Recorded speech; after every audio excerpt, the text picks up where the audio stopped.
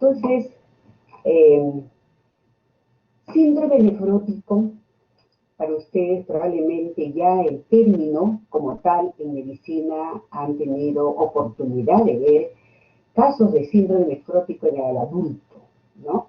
En el niño se suscitan algunas situaciones en cuanto a lo que nosotros llamamos el cuadro que podría de alguna manera representar un pronóstico para evitar que este niño llegue a una insuficiencia renal crónica, es la posibilidad de tener en el manejo que ellos sean córtico sensibles, ¿no? Esa, digamos, es el pronóstico de estos niños como resultante de todo lo que vamos a estar conversando. Y eso, ustedes van a ver que hay una serie de situaciones que se presentan en el camino de estos niñitos, ¿no? Entonces, el propósito es conocer un poquito la fisiopatología de esta entidad, los criterios de diagnóstico, que ustedes, como saben, vamos a depender de una serie de exámenes, que la misma definición también requiere de estos resultados, y el manejo. Relacionado a la epidemiología, hace más o menos 2 décadas no ha cambiado mucho los porcentajes, ¿no? Sigue siendo una enfermedad que ocupa más o menos una relación entre 1 a 3 por cada 100.000 niños menores de 16 años. Pero acá también podemos comentar lo siguiente. Varios estudios, ¿no? Lo han realizado a nivel mundial y se han dado cuenta de que el tope, digamos, ideal para que estos niños tengan la posibilidad de verse involucrados a esta entidad, lo ponen como definición 6, la edad 6. De tal manera que hacia la izquierda, ¿no?, que serían los menores de 6 años, podrían estar asociados a lo que nosotros llamamos la enfermedad por cambios mínimos, que sería una de las formas de manifestación clínica más frecuente en esa población. Pero también puede llegar a esta edad, que está como los rangos que se están dando, ¿no? Pero quizá luego de los 6 en adelante va bajando un poquito la enfermedad de cambios mínimos, ¿no? Y de ahí la que va ingresando gradualmente, se podría decir que es la otra enfermedad de la glomerulonefritis focal segmentaria. Entonces, esta glomerulonefritis esclerósica focal segmentaria podría estar muy bien relacionada a esos cambios que nosotros decimos en cuanto a la respuesta, más relacionada a una corticoresistencia. En cambio, la enfermedad por cambios mínimos se dice que hay una respuesta, miren, que oscila entre 80 a 90%, ¿no? Entonces, esa epidemiología va relacionado a la edad del niño que se favorece de alguna manera a esa respuesta al corticoide. Lo mismo también se puede de alguna manera desarrollar las otras variedades, ¿no?, dentro de lo que nosotros llamamos síndrome, ¿no?, el síndrome nefrótico, de acuerdo a la etiología, que también vamos a verlas, ¿no?, en el camino de la plática, ¿no?, es la forma primaria o idiopática y la secundaria. Para poder hablar y entender un poco respecto al síndrome nefrótico, tenemos que tener premisas, y este marco conceptual es muy importante que ustedes se aprendan, ¿no? Quizás no todas, porque tampoco no van a, o sea, la idea no es que salgan ustedes como especialistas, sino que tengan el conocimiento de que hay varias formas, digamos, de presentar una respuesta frente al manejo que se da, y como les decía, la base del inicio de toda enfermedad es el uso de los corticoides. Definimos síndrome nefrótico aquella manifestación producida por la presencia de edema, proteinuria severa mayor de 40 miligramos metro cuadrado hora, y la relación de la proteinuria, creatinuria, mayor de 2 miligramos sobre miligramos, o 200, ¿no?, miligramos, y que estas también podrían estar definidas con la presencia de 3 cruces de proteínas en la tira reactiva de la orina. Asimismo, el componente de la hipoalbuminemia menor o igual a 2.5 gramos de decilitro. Existe este término de la remisión completa, de cuánto queremos que esto pase, ¿no?, que es la proteinuria negativa o trazas de la tira, ¿no?, en orina, que va bajando, y que esta se invierte, ¿no es cierto?, de lo que la proteinuria con creatinuria, la presión es mayor. Acá debemos reconocer que hay una remisión completa cuando esta se invierte en la fracción a menos 0.2, ¿no? Y se dice que esto lo va haciendo con un monitoreo de 3 días consecutivos para poder decir que sí, efectivamente, estamos luego del tratamiento, ¿no?, realizado. Recaída: 3 días consecutivos de proteinuria mayor o igual a 3, ¿no?, positivos de las tiras reactivas de orina. Y que esa relación de la proteinuria, creatinuria, nuevamente regresa. Esta parte la vamos a ver de manera un poquito más detallada en el tratamiento, ¿ok? Córtico sensible: es la remisión en un curso inicial de corticoides de 8 semanas. Nuevamente, ¿no?, se presenta. Y este grupo también de corticodependencia, que cuando existe 2 recaídas consecutivas durante la terapia de corticoides o en los 14 días, una vez que se suspende el tratamiento, el paciente continúa, ¿no?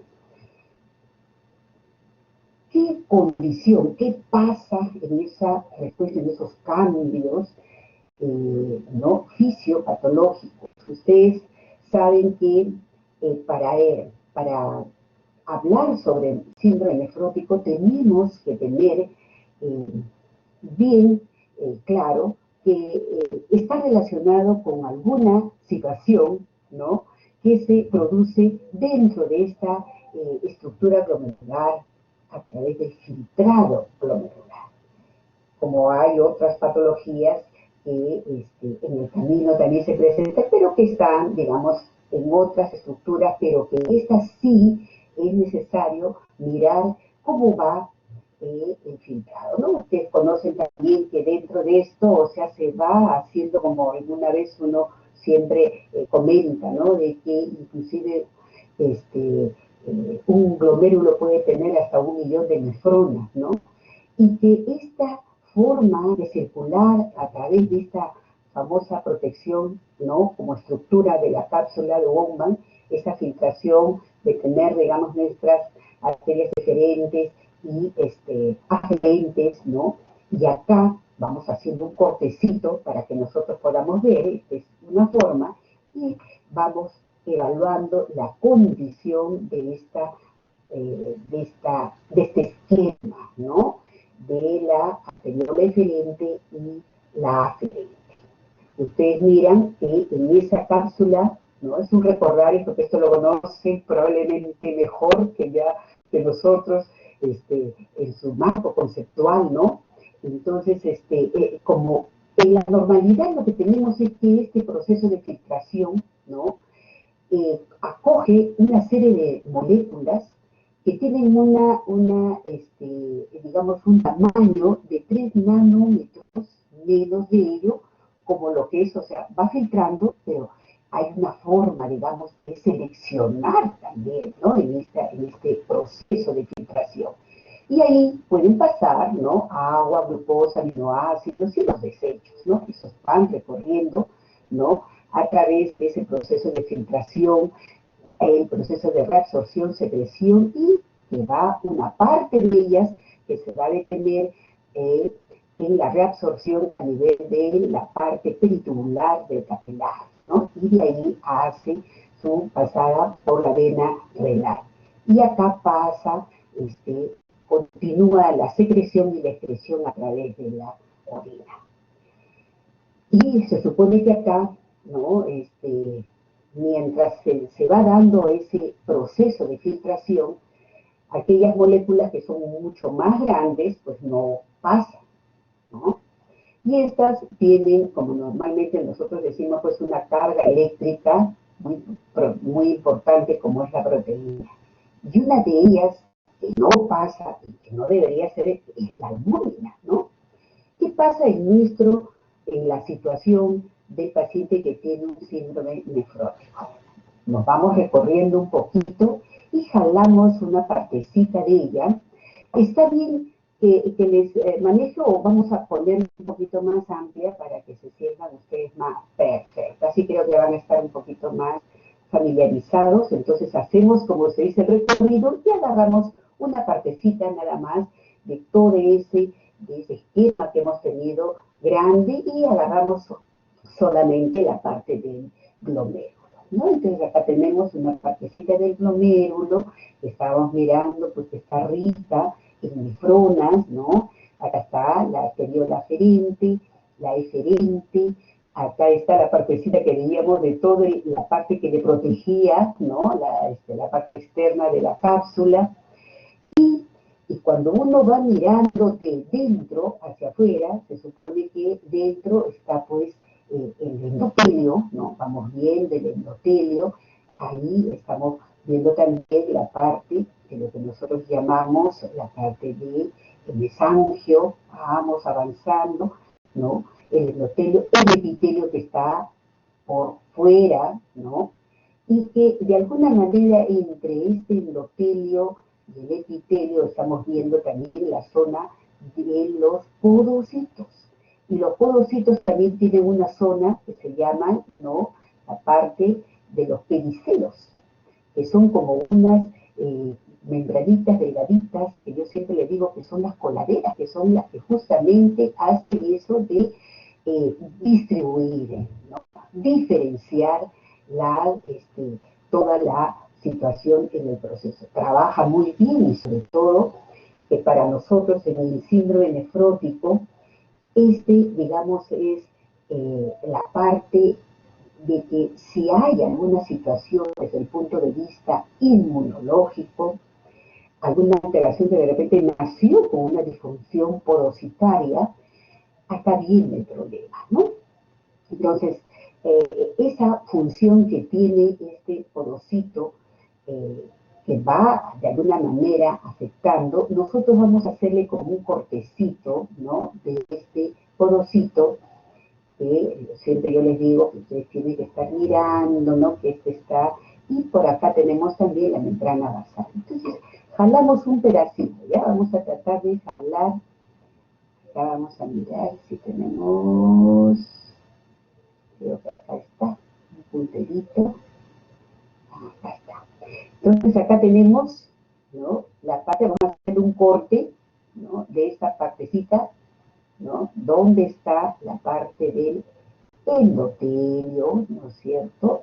El podocito, ¿no? Que es todo, esta partecita es muy importante, entonces le hacemos un cortecito y acá, en ese cortecito, estamos viendo entonces la parte que es la luz capilar, ¿no? La luz capilar, y acá estamos viendo la parte que corresponde a los podocitos.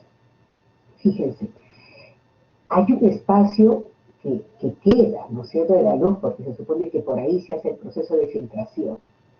Cuando estos, ¿no?, en otro corte, o si no, como yo siempre les digo, ¿no?, ustedes van averiguando qué es lo que pasa. Acá vemos en un corte también imaginario que existen situaciones donde tanto la parte, digamos, de la lámina basal está, digamos, con un proceso inflamatorio como la estructura podocitaria, y entonces hace que esto se vuelva permeable. Entonces, la parte de lo que nosotros llamamos la pared papilar glandular es la que de alguna manera pierde, ¿no?, la carga aniónica, y entonces al debilitarse deja pasar cantidad, ¿no? Cantidad de proteínas. Entonces se pierde proteínas, ¿no? Y se van a la orina. Entonces, esta es la situación donde al incremento de esa filtración de macromoléculas, como son las proteínas, y en este caso la albúmina, por este defecto de la pérdida de la carga miónica del capilar, entonces se produce la proteinuria, ¿no? Por eliminación masiva de las proteínas. Este incremento, digamos, de la alteración de la pared del capilar glomerular, ¿no? Y de alguna manera también participa la membrana basal glomerular, produciendo algunas lesiones. Hay una modalidad también, por suerte, chicos, no es frecuente encontrar un síndrome nefrótico congénito, ¿no? Pero se ha visto de que hay mucha relación de mutaciones genéticas que se dan justamente en aquel niño menores de 3 meses que hacen síndrome nefrótico y que de alguna manera también algunas se han visto, han encontrado estas mutaciones genéticas también en aquellos pacientes que tienen la glomerulosclerosis focal y sedentaria. ¿Ok? Acá hay otros cortes, entonces ya ustedes saben que el tema, si yo miro el epitelio, hagamos como un resumen, ¿no? Cuando uno mira, dice, ay, ya. Si la lesión es en el epitelio, ¿no? Porque es una lesión a nivel, digamos, epitelial, en la parte del capilar que está, entonces uno dice que hay una proteinuria, o sea, es la fisiopatología de la alteración. Si yo veo que el tema es más adentro, en la situación endotelial, ahí presenta hematuria, entonces ustedes van a mirar y dicen, ah, ya, lesión endotelial no es la que está muy relacionada con el síndrome nefrótico, y la otra que sería la lesión mesangial, que va en los bordes, ¿no? Estos glomérulos, entonces en la parte mesangial también se produce hematuria. Entonces, la disposición, entonces, de lesión epitelial, ¿no? Con lo que hemos hecho ese cortecito, usted se va a dar cuenta que es la afectación de la patología del síndrome nefrótico. ¿Ok? Acá hay otra forma de estudio, ¿no? A través del microscopio electrónico, donde se ve la luz capilar que está fenestrada, ¿no? Y acá está la membrana y acá están los porocitos que están de alguna manera, ¿no? Entonces, si les he puesto así, sí les llegué a poner, una vez que, por ejemplo, acá podemos hacer como un cortecito y se ha visto, por ejemplo, aquellos síndromes nefróticos congénitos, acá, ¿no? Que estos pedicelos, ¿no? También estarían comprometidas, ¿no? A nivel de la parte estructural, acá, ¿no? Que altera, ¿no? Desde el punto de vista genético, la nefrina y la podosina. Entonces, estas dos situaciones se dan, ¿no? A nivel estructural en la parte, digamos, cuando uno ve la parte del pedicelo. Eso se da en el síndrome nefrótico congénito. Muy bien. Si nosotros queremos llevar a la situación de los cambios fisiopatológicos relacionados a una manifestación, porque la idea es siempre buscar, ¿no? ¿Cómo se produce el edema? Ya la proteinuria la hemos visto a través de esa pérdida masiva que se da por una disfunción o lesión porositaria. Entonces, esa va de la mano para ver también que la situación, digamos, del aumento de esa permeabilidad y la pérdida masiva produce una hipoalbuminemia, de tal manera que produce una situación de alteración a nivel de la presión oncótica, y ahí se ve, ¿no? Que se traslada, ¿no? parte del líquido al espacio intersticial, produciendo el edema, ¿no? Entonces ese traslado o paso del líquido al espacio intersticial es lo que condiciona el edema. Entonces ya tenemos desde los eventos fisiopatológicos cómo se produce la proteinuria y cómo se produce el edema en esos pequeñitos. Lo mismo, ¿no? Hay otro evento que también, apoyando un poco la situación propia de estos niños, que ustedes probablemente habrán escuchado un poco trabajar el tema, digamos, desde el punto de vista del edema, a través de un underfill, ¿no? Y otro de overfill. O sea, la baja, ¿no? De la tasa de filtración de glomerular under, o sea, debajo, ¿no? Over. Entonces, under, el tipo de edema que presenta este pequeñito, por ejemplo, cuando se da esa pérdida de presión oncótica, va a ocasionar que el niño tenga edema y a la vez hay un poco de palidez, frialdad, está taquicárdico, ¿no? Y eso es porque inclusive puede llegar a tener de repente, cuando le ponen ahí, le tocan, hay un llenado capilar un poquito lento también, ¿no? La otra situación, digamos,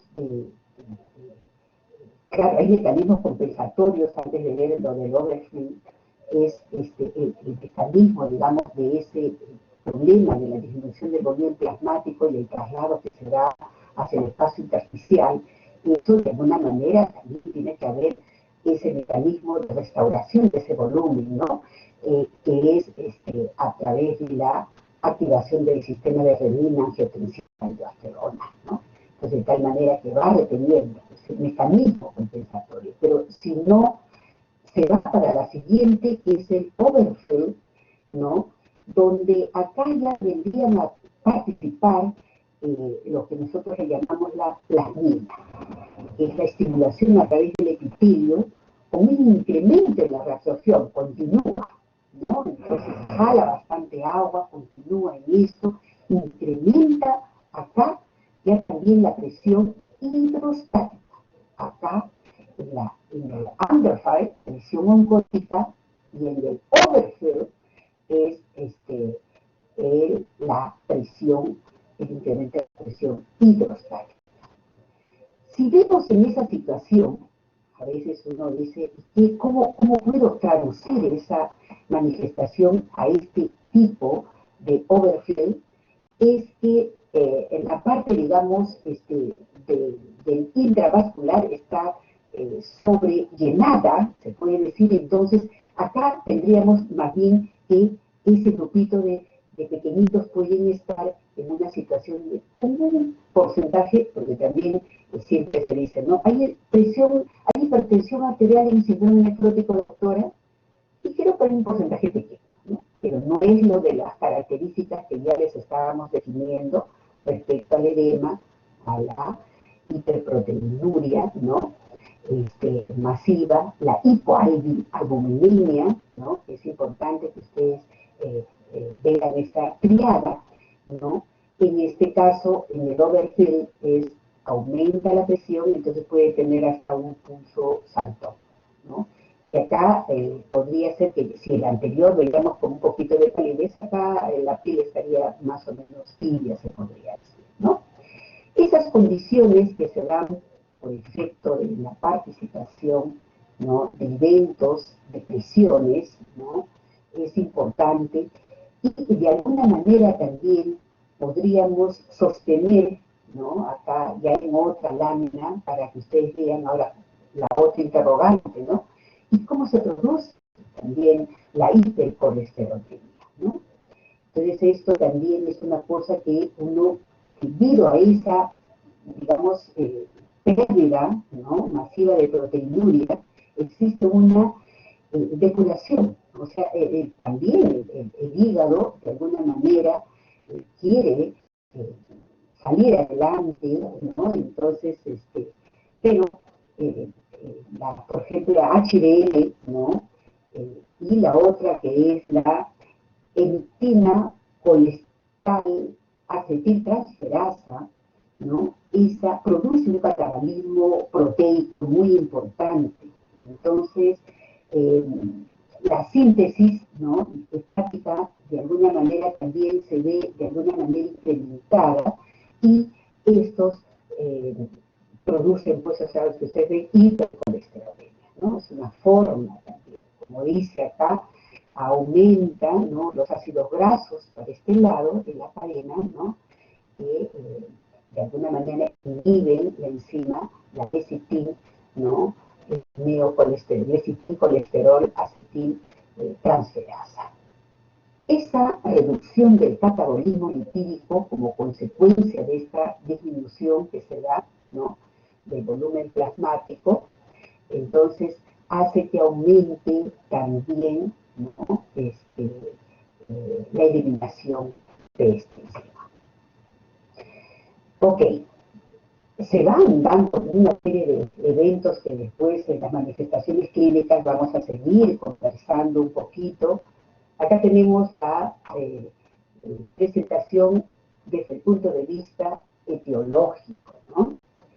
Acá ustedes miran lo que les decía, ¿no?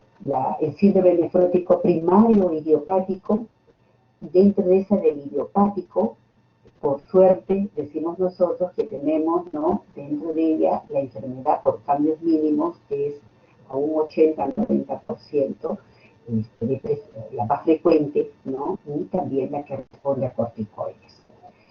De ahí le sigue la glomerulosclerosis focal y sedentaria y menos frecuente la glomerulonefritis membrana proliferativa. En esa que yo les decía de los estudios que habían hecho y que sería como un corte a nivel de los 6 años hacia la izquierda, menos edad, teníamos a estos cambios y para la derecha estaría, ¿no? por encima de los 6, 10, 12 años en adelante, la glomerulonefritis membrana proliferativa. Entonces, acá hay otro grupo también que está muy relacionado a la edad, ¿no? La nefropatía de monoglobulina M y la nefropatía celíaca. Perdón. Secundarias, ustedes ya conocen muchas de ellas, que hay una relación directa, ¿no? con el púrpura de Fenoy-Scholen, el lupus eritematoso, ¿no? Y poquísimas, como es a un 5%, estarían las infecciosas, ¿no? No queda, como sea, nada. Es mejor mencionarles también que en las literaturas muchos también colocan a fármacos como los AINES dentro de estas, pero con un porcentaje mínimo. Sí, fíjense acá en la enfermedad de cambios mínimos, que es la que les comentaba, porque clínicamente todos de alguna manera pueden representar la condición, pero como esta tiene más frecuente 80-90%, siempre se dice que realmente dentro de todas las lesiones, digamos, no es necesario biopsiar, ¿no? La enfermedad por cambios mínimos, sí, a criterio con los resultados que nos da el niño entra a manejo con corticoides, no es necesario hacer, digamos, por ese porcentaje tan amplio, alto, digamos, para someterlo a una biopsia renal, ¿no? Eso es importante que lo tengan claro, ¿no? ¿Qué encuentran, ¿no? Acá, por ejemplo, ¿no? De lo que estamos viendo, de un glomérulo que está, ¿no? bonito, fíjense que cuando hay alguna alteración de estas, ¿no? se abren, hay una, ¿no? alteración a nivel porositario y hay, inclusive hablan de, ¿se acuerdan que les decía de esos como lachitas bonitas del proceso, digamos, de filtración que tiene, hay un borramiento importante de los pedicelos, ¿no? Y una transformación, dice, de las microvellosidades en las células epiteliales. Es importante que ustedes siempre estén pendientes porque Les cuento que en los exámenes que ustedes van a dar en el ENAM, siempre es una pregunta respecto a ese compromiso. Lesión epitelial, la lesión endotelial y mesangial, ¿no? ¿Qué produce? La proteinuria está más relacionada a, y le pone lesión epitelial y todas, ¿no? Entonces ya saben, proteinuria, lesión epitelial. Hematuria puede estar en esa, y por ahí se van a colocar otra más de las condiciones para que, porque ambas, tanto la endotelial como la mesangial, producen hematuria. Entonces tiene que ponerle algo más como para nosotros decir que sí, efectivamente, hay esa lesión, ¿no? Y como manifestaciones clínicas que se están dando, ¿no? Normalmente ponen también como una situación y ponen ahí, dice, ¿no? No debe pasar, ¿no? En esa filtración, o sea, si está todo bien, eh, moléculas o equivalentes a mayor de 69 kilodaltons, ¿ok? Pues no debería pasar. Esa equivalencia probablemente también la deben tener ustedes siempre puesta, ¿no? El famoso 69 kilodaltons. Acá es otra forma, acá sí se ve más bonito, ¿no? En la microscopía electrónica, de un glomérulo normal, miren qué bonito se ve, ¿no? El glomérulo, acá estamos mirando todos los porocitos, el pericelo que está por este lado, la parte epitelial, ¿no? Acá la parte endotelial, ¿no? Capilar, y acá nada, ¿no? O sea, se perdió todo esto, ¿no? Hay un borramiento, ¿no? Unos cambios importantes, ¿no? No se ve nada, está todo borrado. Ok. Vamos entonces ahora a ver el diagnóstico que tiene que estar basado en una manifestación clínica, que eso es importante, que ya lo están ahorita describiendo a través de este marco teórico, y dependiendo, ¿no? Porque si el edema es uno o dos cruces, o sea, edema bipalpebral, pero si acá vemos dos o tres, entonces significa que puede ser ya bipalpebral, miembros, inclusive puede haber ascitis, ¿no? Entonces eso es importante, ¿no? Fíjense lo que les comentaba respecto a esa taquicardia importante que tiene nuestro pequeñito, ¿no? Pues cuando la liberación es importante, la pérdida masiva, y eso se ve respecto al conteo, ¿no? Se dice que cuando es una citis importante, probablemente el valor esté entre 1.5 a menor de 2 gramos, ¿no? Entonces ahí clínicamente ya está dando esos datos, ¿no? La citis con derrame. La condición también eso es importante, ¿no? Siempre hay preguntas respecto a por qué estos niños siempre tienen tendencia a infectarse, hacen peritonitis, hacen neumonías, ¿no? Porque también hay una, ¿no?, teoría respecto a esta alteración a nivel de los linfocitos T, que piden, siempre ayudan los linfocitos B, liberando algunas interleucinas. Entonces, esta, de alguna manera, también es una forma de ver que el niño, ante esta situación, digamos, desde un punto de vista de liberación de interleucinas, hace que estos pacientes sean susceptibles a las infecciones, ¿no? Se puede encontrar también dolor abdominal, eso es importante, y la oligoria, ¿no? A valores, ¿no?, de 0,5 a 1 milímetros kilo hora, ¿no? Esto es lo que les comentaba un poquito respecto a los riesgos, ¿no?, de cómo este niñito puede hacer infecciones por esta presencia de disfunción de las células T. ¿Okay? Lo mismo hablamos también del colesterol alto, ¿no?, de la dislipidemia importante por este catabolismo, ¿no?, el disminuido de la aliproteína B. Lo mismo hay otra situación también que es el estado de hiper, ¿no?, coagulabilidad. Ese estado de hipercoagulabilidad es importante que ustedes también lo tengan establecido entre ese desequilibrio entre los factores procoagulantes y anticoagulantes. Acá es claro recordar que hay un incremento del fibrinógeno, ¿no?, y esto condiciona alteración también de respuesta del incremento de la agregación plaquetaria, ¿no? Y esto se da ¿por qué? Por el tema de la concentración, hay una ritmo-concentración importante, ¿no?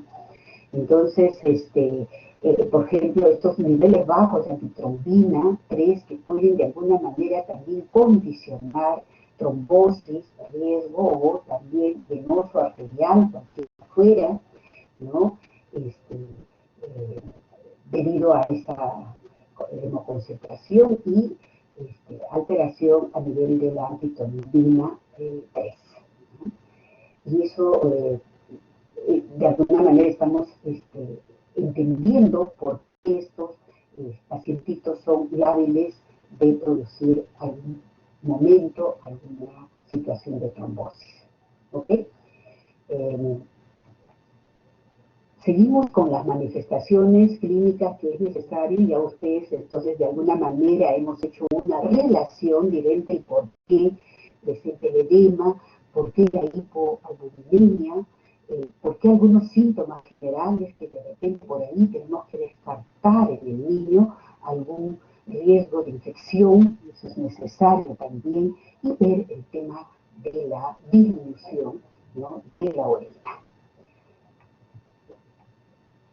En el síndrome nefrótico idiopático, el diagnóstico está ya de acuerdo a lo que ya dijimos en la definición del síndrome nefrótico, ¿no? Entonces, como es la más frecuente, esta simplemente es recalcarles que también, aparte de las que ya le dimos como criterios, las 3 características en el concepto, también podemos ver a niveles de creatinina sérica que podrían inicialmente estar normal o elevadas, pero que después no va a haber mayor problema, ¿no?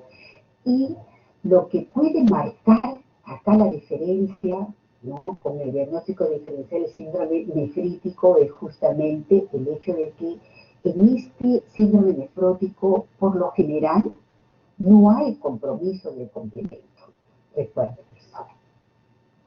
Solamente esta biopsia renal estaría acá, pero ya saben que en cambios mínimos no es recomendable por el momento, y en las otras variedades de dentro del síndrome idiopático, la biopsia renal. Me gusta recalcar eso para que en algún momento de los casos que se les dé, ustedes puedan de alguna manera analizar eso, ¿no? Entonces, en los cambios mínimos, por ejemplo, acá podemos hacer una distinción, ¿no? Acá, por lo general, el cronómetro está normal. Acá podría haber alguna situación desde el punto de vista, alguna alteración, ¿no?, por factores genéticos, circulantes. El borramiento función, ese es lo que yo les comentaba, ¿no?, de los pedicelos, o sea, acá es esto que marca la situación, digamos, de alteración. Y acá la glomerulosclerosis focal y segmentaria podría de alguna manera también estar mucho más relacionada a que sea inducida por algunos fármacos o inclusive por virus. Esto también ya lo comentamos, más frecuente en pequeñitos, ¿no?, en los niños, ¿no?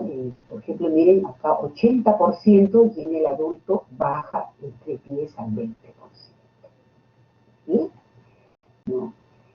Esto es necesario, ¿no? Siempre el aspecto inmunológico en esto de la glomerulonefritis focal y segmentaria. ¿Qué otros datos en los exámenes también son necesarios mirar? Por ejemplo, ya vimos que los típicos, ¿no? Vimos que sí, efectivamente, por todo este tema, digamos, de la el catabolismo proteico es lo que produce pues, de manera directa el incremento del colesterol en los triglicéridos. El hemograma también podemos ver que está por la hemoconcentración, fíjense, hematocrito, hemoglobina aumentados, ¿no? Entonces pueden encontrar inclusive en una proteinuria persistente anemia microcítica hipocrómica, ¿no? Y si por ahí encuentran leucocitosis, hay que tratar de descartar esa posibilidad, porque recuerden ustedes que para entrar a un tratamiento con corticoides, los niños tienen que, a través del protocolo o guía de práctica clínica, ¿no? Deben descartarle todo foco para poder entrar a esa terapia con corticoides. Entonces, es importante ver si esto hay una relación directa, interconsulta otorrino, exámenes ¿no? séricos derivados de examen parasitológico, evaluación dental, eso es necesario hacerlo, ¿no? Porque si sola esa, digamos, va bajando y vemos de que la velocidad también por una respuesta inmunológica nada más está ligeramente aumentada, entonces, y descartamos toda infección, entonces podemos con seguridad decir que de repente la velocidad de sedimentación elevada más se ve en los otros tipos de cambios, digamos, de síndrome nefrótico idiopático, pero no la que es por cambios mínimos, ¿no? Entonces, la persistencia está más por los otros, ¿no? De la glomeruloesclerosis focal cementario, de repente la membrana proliferativa, ¿no? Hasta esas situaciones uno va viendo también esa, digamos, posición de la interpretación de los exámenes, ¿no? Creatinina, ¿no? Como les comentaba, que podría estar, pero no sé, una vez que ya nosotros mejoramos la bulimia del paciente, estos datos también van mejorando. ¿Ok? El diagnóstico diferencial, ustedes han visto que lo primero es decir si es nefrítico o nefrótico, pero también no se olviden, ya lo hemos comentado en el camino de la disertación, no hay que olvidarnos de otras patologías que de alguna manera sufren también cambios de volemia, ¿no? Entonces, como la heteropatía perdedora de proteínas, la insuficiencia hepática, ¿no? Que también hay una baja presión glucótica y entonces es necesario evaluar esa condición de cómo va las manifestaciones. Insuficiencia cardíaca congestiva, ¿no? Y la malnutrición proteica también, que siempre ustedes habrán visto que en una malnutrición proteica y esta va a una cronicidad, usted sabe también que la malnutrición relacionada puede ser a una esteatosis o a un hígado graso, también hay que tratar en lo posible de ver cómo va la condición de la proteína. Entonces, el manejo, como ya les hablaba de camino también, ¿no? Es evaluar, o sea, el propósito de esto es que bajemos un poco, ¿no? Todas las manifestaciones clínicas en los tiempos debidos con la medicación, ¿no?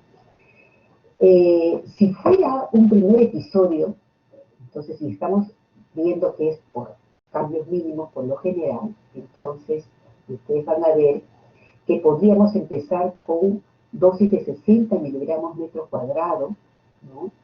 O 2 miligramos kilo día. Normalmente siempre utilizamos más el metro cuadrado porque después de... Pira hablar, doctora. Pira comenzar. ¿Aló? ¿Tengo tiempo todavía? ¿Ha habido algún problema? ¿Aló? Ah, perdón, perdón. Escuché algo. Ya, les decía que la dosis diaria es recomendable para la población pediátrica a 60 miligramos metro cuadrado hora. Luego de las 6 semanas, ¿no? Se debe dar en días alternos con una reducción a 40 miligramos metro cuadrado, ¿no? En el día, ¿no? Y esto en días alternos. también durante 6 semanas. Les digo que esto de 6 semanas, he visto guías de práctica clínica también entre 4 a 6 semanas. Entonces, cuando yo veo marcos teóricos con un fundamento de revisión bibliográfica que son de esa manera, por supuesto que no les voy a poner nada que sea para no distorsionarles a ustedes tampoco en las preguntas, ¿no? En los enunciados y todo eso, no es posible, ¿no? Por eso les hago hincapié de esta situación. Acá, por ejemplo, como un fluxograma, yo veo que es importante. Lo que les decía, miren, en la anterior decía 6 semanas y acá estamos viendo 4 semanas. Y ese traído felizmente los puso los dos para que ustedes se den cuenta, ¿no? La metrednisona, 2 miligramos por kilo, ¿no? Acá lo ponen en miligramos, el otro lo hemos puesto en metro cuadrado día, ¿no? Y acá estamos hablando de semanas, 4 semanas. Una vez que la proteinuria se negativiza, entonces baja la dosis de 2 miligramos a 1.5 kilo día. Como siempre, eso sí, veo que se comparte, ¿no? En días alternos. Tiempo, si ustedes miran, son 8 semanas. Esto lo he visto más en varios artículos, en textos también, ¿no? Entonces, estas semanas son importantes. Mendeleev también habla de las 8 semanas, ¿no? Y es necesario ver cómo va esa proteína. El monitoreo se hace a través de los valores, ¿no? De estudio que tiene que ser de la proteína, ¿no? Proteinuria no negativa. Entonces esto es importante para ver respuesta terapéutica, ¿no? Eso es importante para que usted vea. ¿Okay?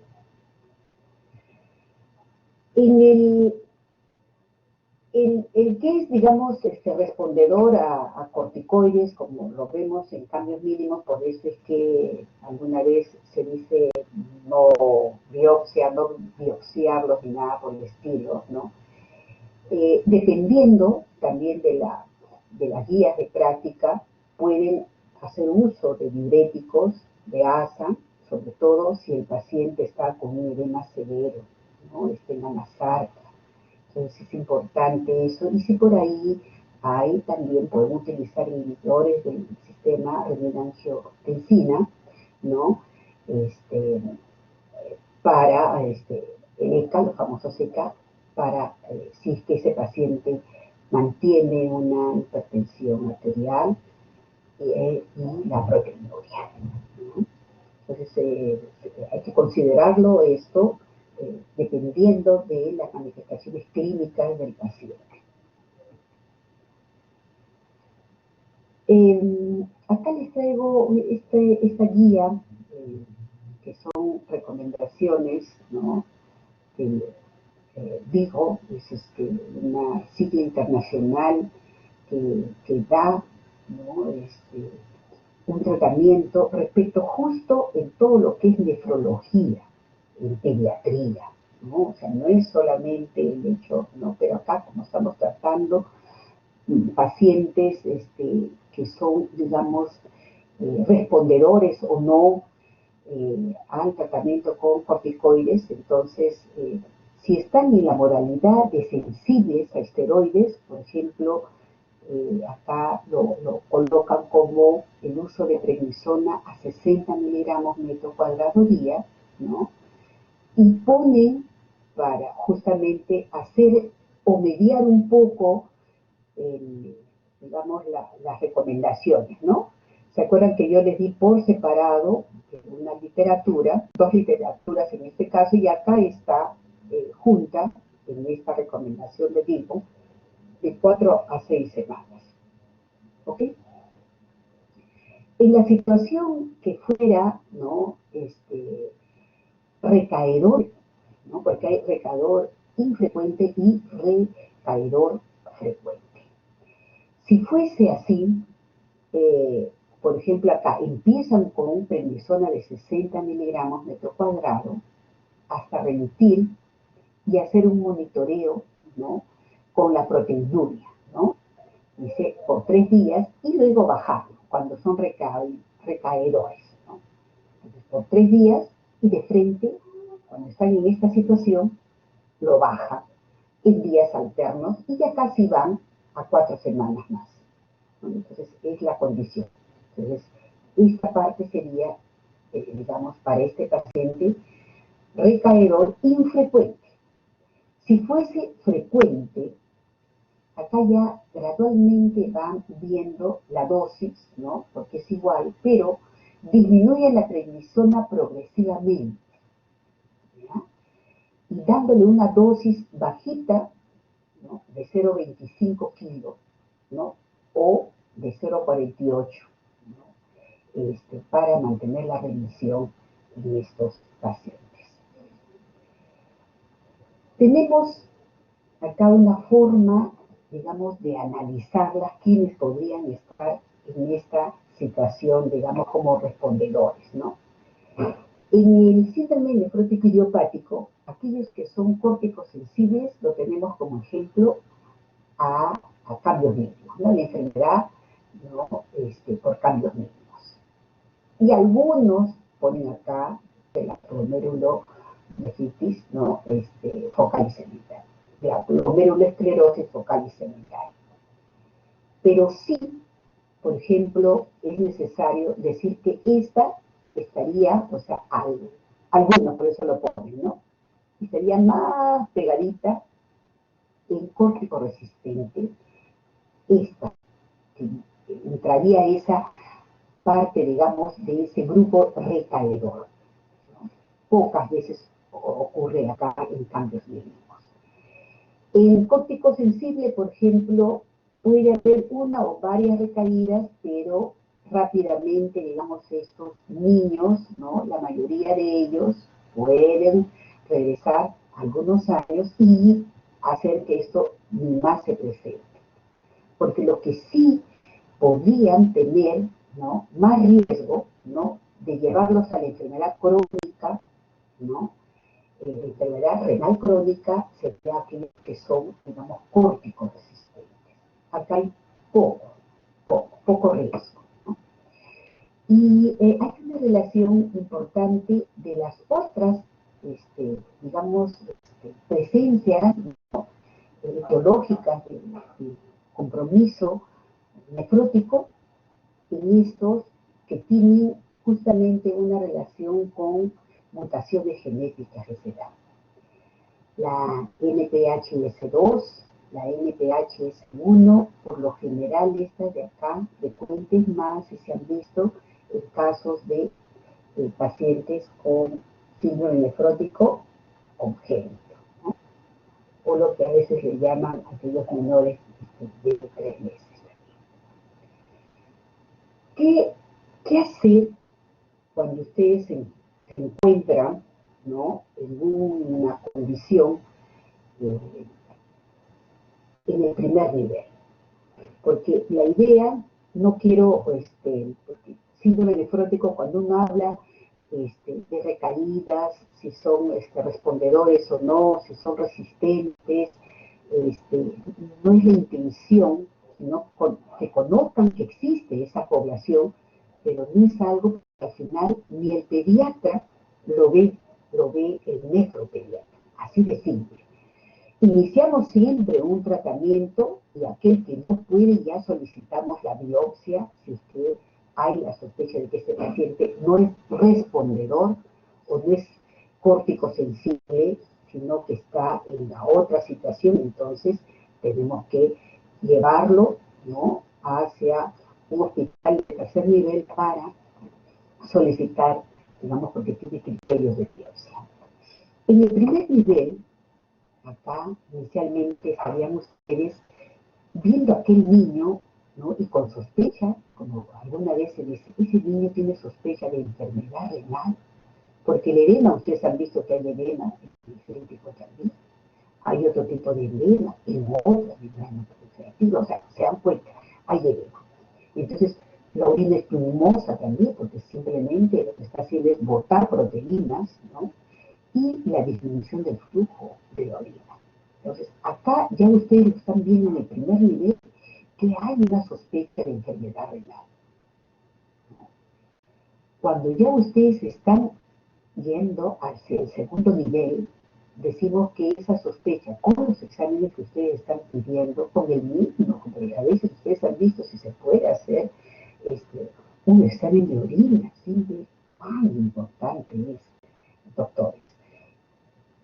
En el segundo nivel tendríamos, ¿no?, la sospecha diagnóstica, y acá sí, miren, en una enfermedad renal pasamos a, evidentemente, por los exámenes que se han solicitado, ya la sospecha de síndrome nefrótico, ¿no?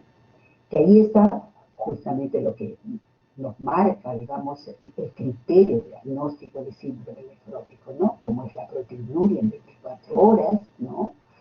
De 40 miligramos metro cuadrado hora, la relación de proteína y creatinina, ¿no?, urinaria, ¿no?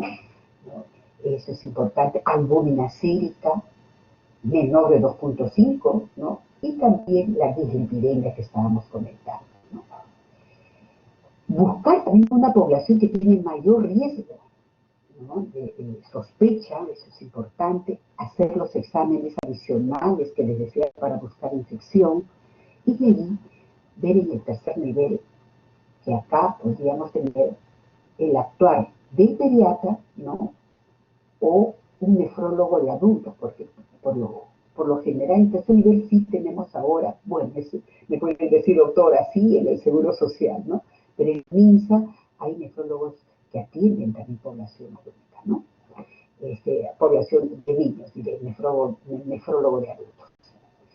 Entonces acá ellos pueden, ¿no?, el mismo pediatra también en el tercer nivel tener, ¿no?, la facultad, ¿no?, de iniciar el tratamiento de oral, ¿no?, a las dosis que las hemos mencionado, ¿no?, y de ahí ya hacer todo como siempre se dice, la coordinación para evaluar ese tiempo, ¿no? ¿Se acuerdan de las 4 semanas, las siguientes?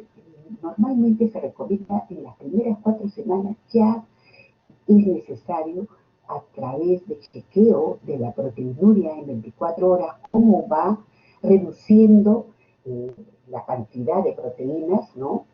Y ver qué elementos se mantiene y ver si ya podemos a criterio decir si es córtico sensible, recaedor infrecuente, frecuente, o córtico dependiente o córtico resistente.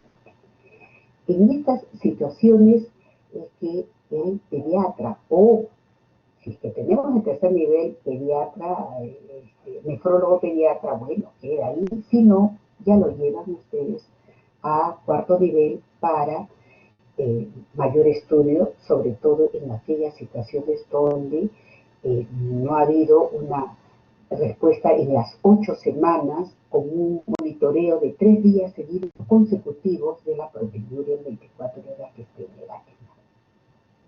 ¿Ok?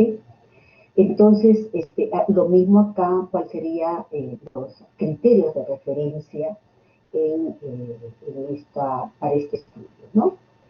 Que ya lo mismo que hablábamos, si hay una sospecha renal, si hay una disminución con los criterios que le hemos estado comentando, ¿no? Los criterios de referencia, paralelamente, de acá del primero al segundo nivel y, lógicamente, al tercero también, como le estábamos comentando, en otro matiz de esquema para que ustedes de alguna manera puedan digamos, incorporar, empoderarse de los criterios, ¿no?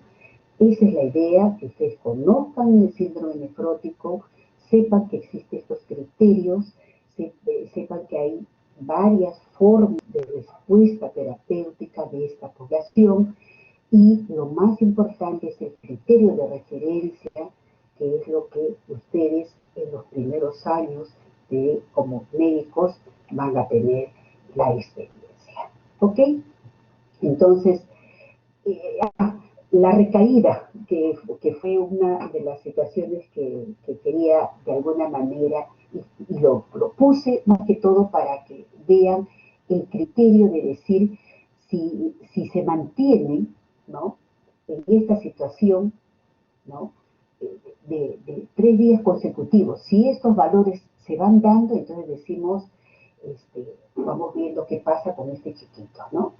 Si es, como se llama, una recaída frecuente a estos valores de, que tenemos, ¿no?, de 4 miligramos metro cuadrado hora. ¿Se acuerdan cómo te vi, cómo va bajando, ¿no?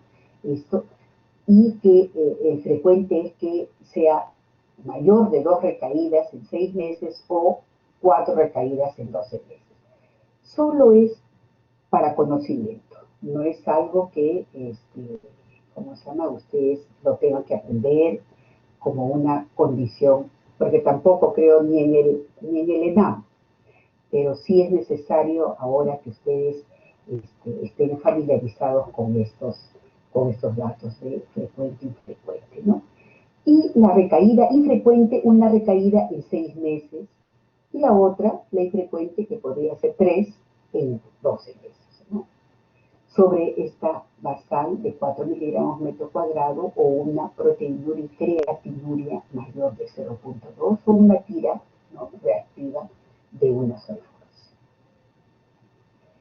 Los datos acá los he traído para más o menos complementar lo que ya en la definición les puse. Pero vamos viendo esta de acá de la corticodependencia. Recaída, ¿no? Esa es la que es importante que ustedes también lo tengan, ¿no? Corticoresistencia, corticodependencia, ¿no?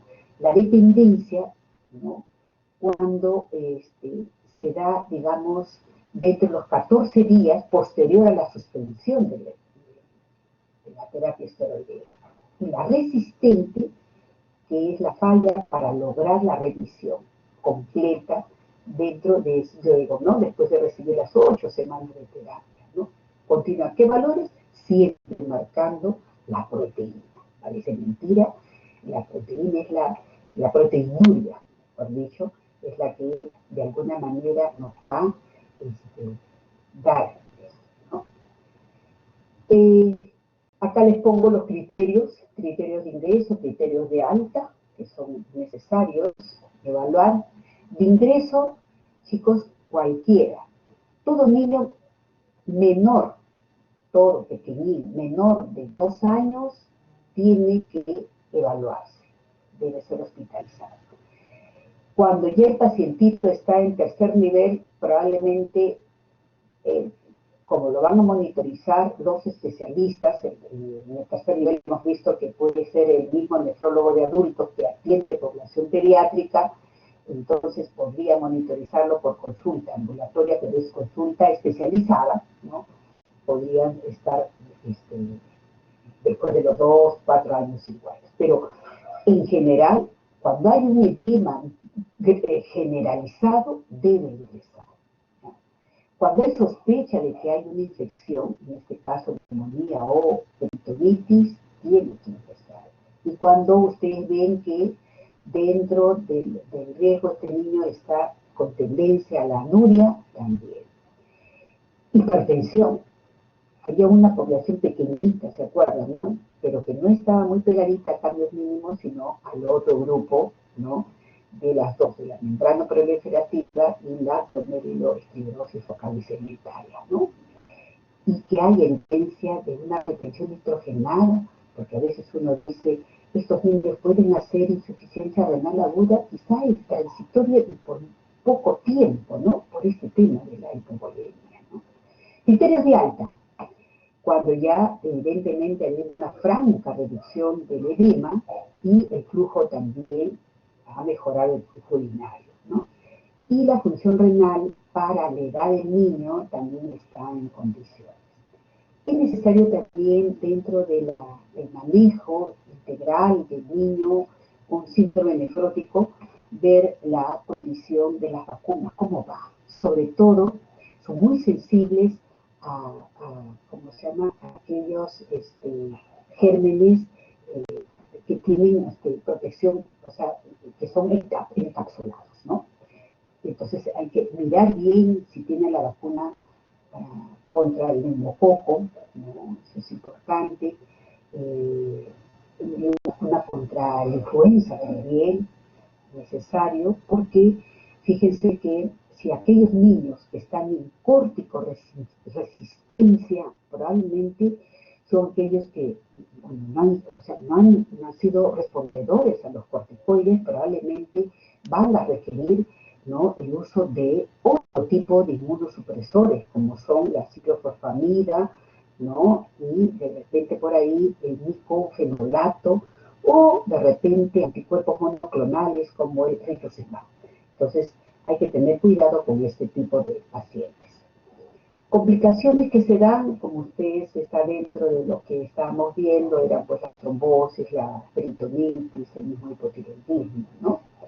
Referir ya le hemos conversado también dentro del mismo criterio de referencia, quizá ahí si el médico ve que hay una sospecha de anormalidades, ¿no? O sea, la persistencia de los patrones, digamos, de monitoreo, de respuesta terapéutica, y se ven alteradas, entonces también, ¿no?, la persistencia de la proteinuria, es importante considerar, digamos, manejarlo por el especialista. Entonces, lo más importante acá, chicos, es que la mayoría de estos chiquitos felizmente hacen una revisión completa, ¿no? Claro, pasan por estas pequeñas recaídas, pero probablemente en el lapso, como se dice, es muy, muy lento, se puede decir la respuesta, ¿no? Fíjense que va en años transcurridos entre 7 a 10 años de evolución. Entonces, y eso es para poder nosotros decir que efectivamente ese niño ha salido y que no hay riesgo de insuficiencia renal crónica. Muy bien, disculpen la demora, pero era necesario, ¿no?, hablar de síndrome nefrótico. Me acuerdo bastante que, por ejemplo, para los residentes, rápidamente era 2 horas, ¿no? 2 horas era para poder grabar. Chicos, muchas gracias. Nos estamos viendo en otras de las actividades que todavía quedan pendientes. Muchas gracias, doctora. Muchas gracias, doctora. Gracias a ustedes. Gracias. Ok, hasta luego. Ok, muy bien. Gracias, chicos.